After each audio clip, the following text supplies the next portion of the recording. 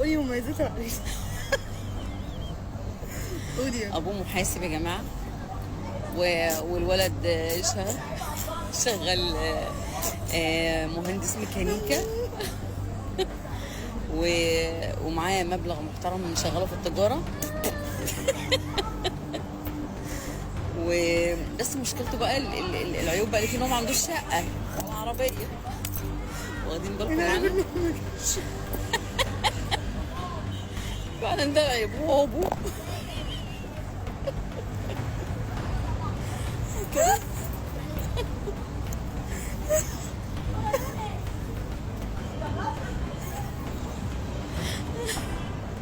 ربنا بحبك. قولي ايه العيب؟ امه ست محترمه جدا، العيب بقى ان هو ما عندوش شقه ولا عربيه. ابوه فهي شغلة ابوه ايه؟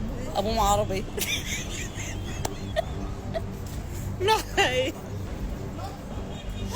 27 معموله قهوه من ورا.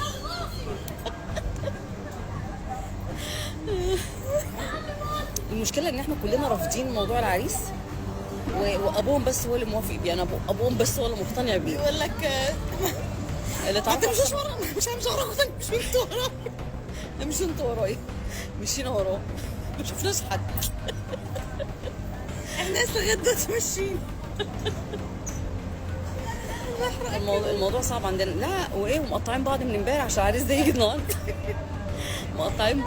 مقطعين بعض بجد يعني. الدنيا خربت، وبقى رجعنا ماضي 6 سنين لورا.